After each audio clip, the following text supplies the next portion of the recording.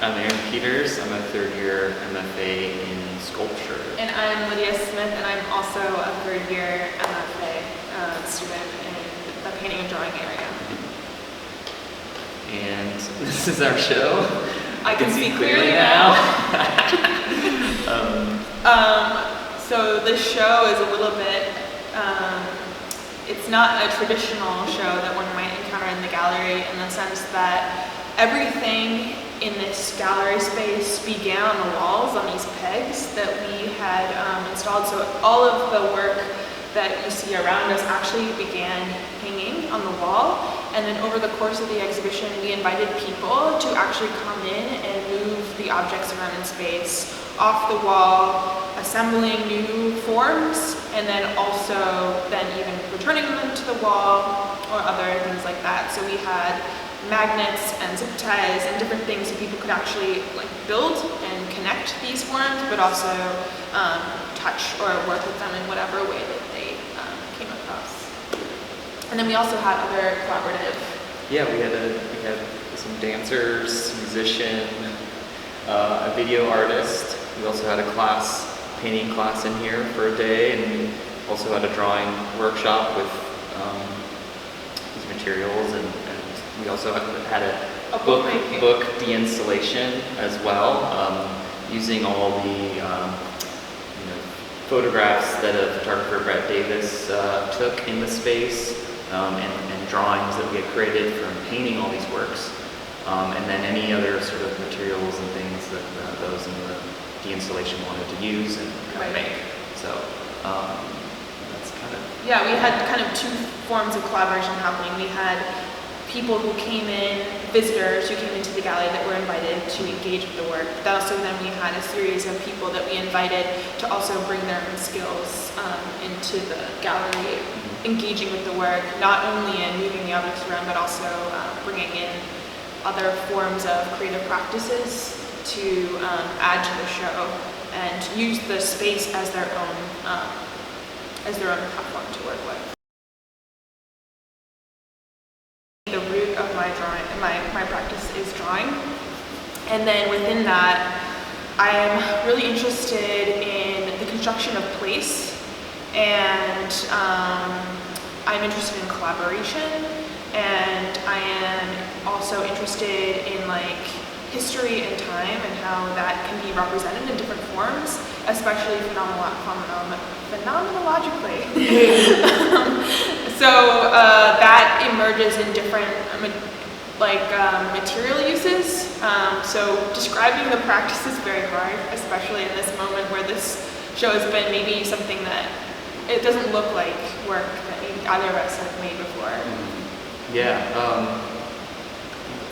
I think that we were just talking about this moment. At the moment, I'm like just enjoying art right now.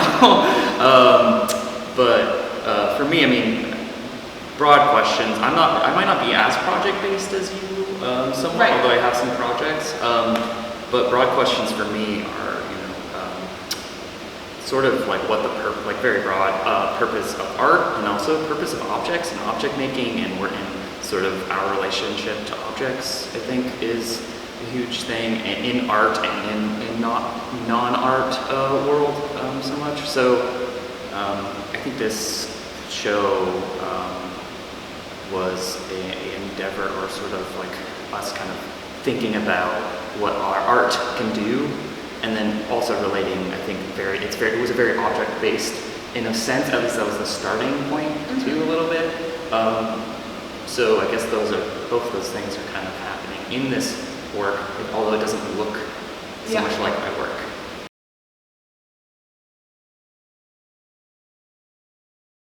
We were given this opportunity to have this show in this space.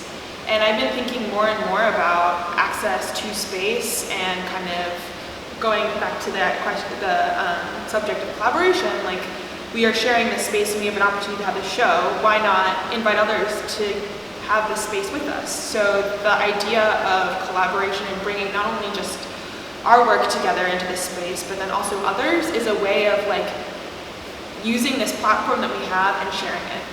And in that sense, not owning like our work, but rather inviting people to engage with it in a way that's beyond just a visit or a passing through the space. So now I know, because I think I somewhat you saying that. Yeah. I mean, and the ongoing part to it is a huge question. Although I started quite a bit in photography, which also, there's so much about impermanence and impermanence and history, but also working in sculpture, I've been super interested in just the monumentality of sculpture and the history of sculpture in that sort of way. And so having this kind of ongoing and always changing is sort of like this thing about impermanence in sculpture and in art that I'm super interested in and kind of want to uphold, sort of like keep that going. I like work that's sort of impermanent, and I'm kind of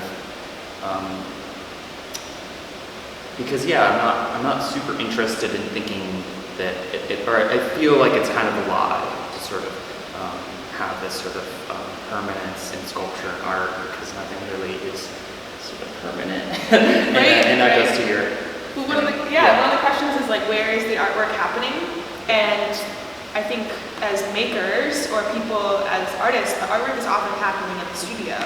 So the ongoingness of inviting people into this show and having them collaborate with us or engage with the work in a physical way is a way of bringing the studio practice into the gallery and making it a fluid connection, rather than saying like, we're going to make this work and we're going to make the art outside of the gallery and then bring it in and it'll be done, but rather saying like, actually when we come into the gallery every day to maybe collaborate with somebody in this space, then that is also the studio practice, or that is also the work, and that's the work that's being made. So it's kind of a way of always making work, letting it unfold even out, no matter what space it is in.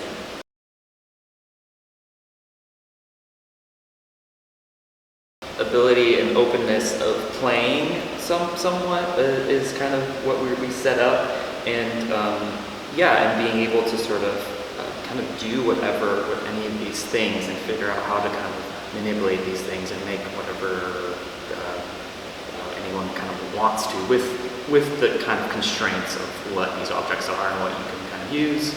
I mean, I think also like seeing clearly is such a interesting thing with that, with the fact that we have a lot of these sort of barriers and things to look through, but also I think somewhat play as a way of finding sort of answers to something, I don't know, and seeing sort of clearly in some way. I mean, it was very interesting to see how some people sort of made work, saying work, making these things of kind of just going for it, compositions or spaces, and just making them and then taking a step back and kind of looking and seeing and like then changing it, manipulating it. It was really nice to it was interesting to see that and what that kind of did as well. Right. And then we had sort of that class as well, that painting class that drew and with sculptural objects, and then use that as a sort of we didn't want to call it still life, but it's a landscape. Touching and seeing, not realizing, that too, because people are able to touch something, and then I wonder if that allowed them to look at it in a new way because they were engaging with the work, and so being able to like touch these spaces that they had built, and then knowing that they could manipulate them further allowed them to kind of understand them with multiple kind of senses as well, the sensory experience of sight, but also the knowledge of touch. I think though it's maybe interesting to talk about the beginning of where we started with this work too, which was at a different time before, like very much we started talking about this project in February, so that was 6 months ago. And that was at a different time when the pandemic was also at a different stage, when we were not wearing masks right now, but then when we started thinking about this, we were wearing masks, and I think in a different level of separation from the rest of the public. And so we were thinking about how can this show be a form of celebration in response to the anticipation that the barriers of the pandemic would be falling down, and what would it look like to still have barriers but in a new form, and what benefit could they also give us if they were transparent, if they were porous, if they were malleable. And when we first started working on this, we had a studio visits, what we did in each of our studios, and our studios are located in different parts of campus. And so my studio is in Hopkins Hall, and our studio is in Sherman. And so we started in my studio, and then we took the bus to Sherman. And neither of us had taken the bus during the pandemic, but when we got on the bus, I think we had all these questions, and we're finding like similarities in where we were working at that moment. And we got on the bus, and there were all these like plexiglass barriers between the seats, and they were opaque. It was like actually maybe a plastic film. It might not have been plexiglass, it was like black. And so thinking even about how we were sitting on the bus, and there was this thing that was constructed and put in and inserted in this space that we had not experienced in this way, that had positioned something between us. And I think that even intervention of building these forms within the spaces that we dwell and kind of regularly understand, and then having them have a totally new affect, was something that I was kind of like struck me during that day, and I think it's even carried through into this project.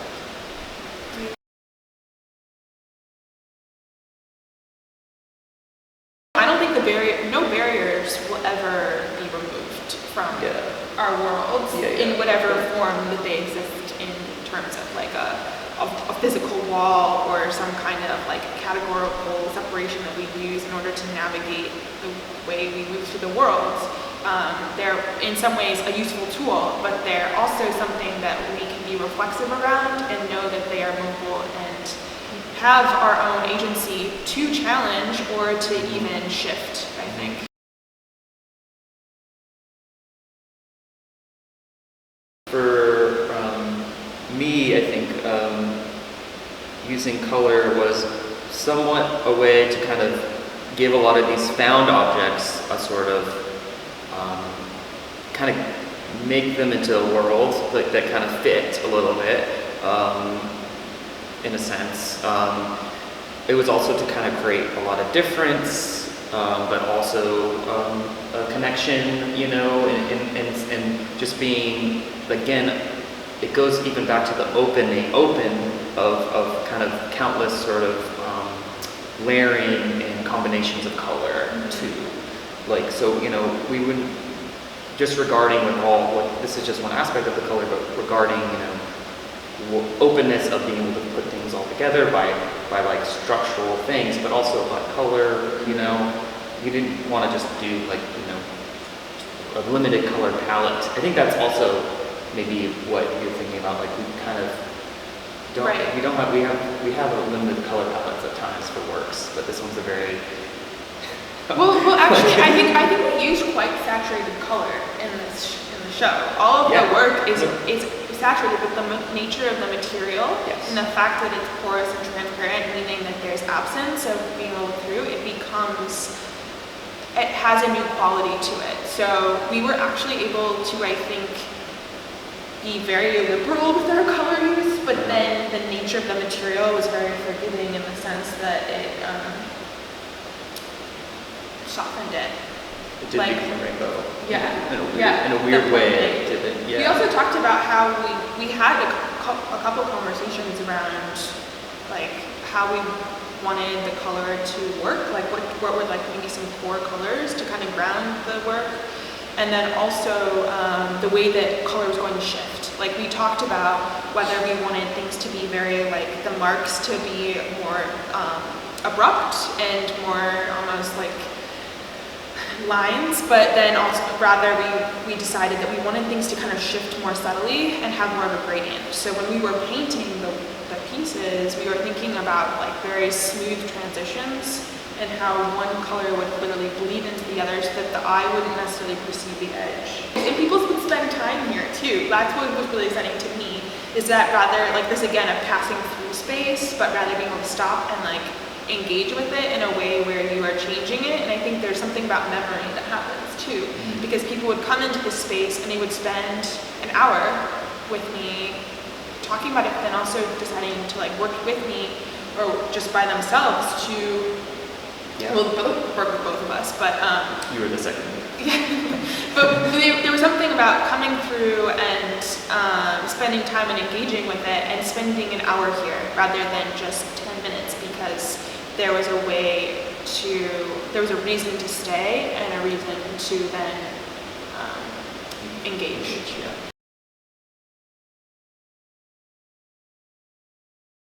I think we were having a conversation, you're like, I've been thinking about this song a lot. I can see clearly now. And I was like, oh, I know that song.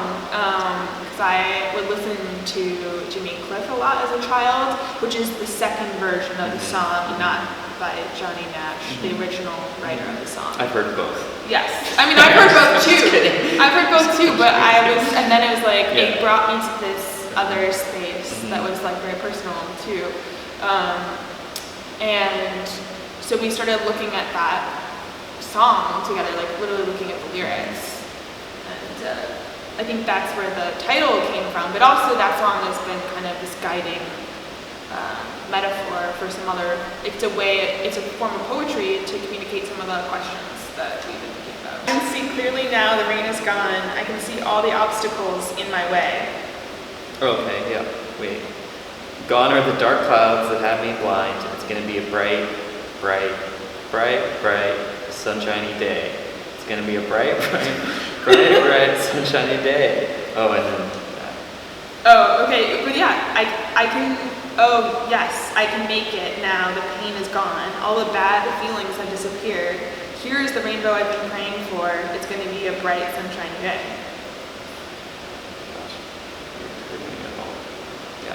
Look all around, there's nothing but blue skies. Look straight ahead, there's nothing but blue skies.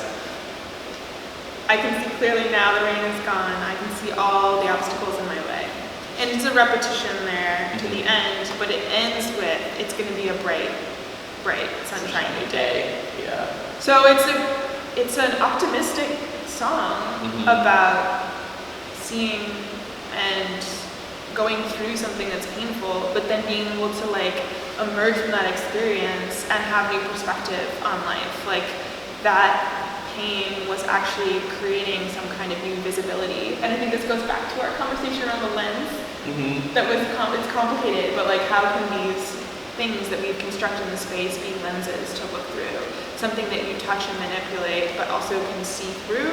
And how does that create a new understanding of what that space is that you're engaging with? Thank you both so much for speaking with us today. Thanks to Hopkins Hall and everyone who collaborated, everyone who came in and took part in whatever form they wanted to. Yeah, we really appreciated it. It became a celebration and a gift for us, for everyone who worked with us and helped support this project. Yeah, thank you. Awesome. Cool.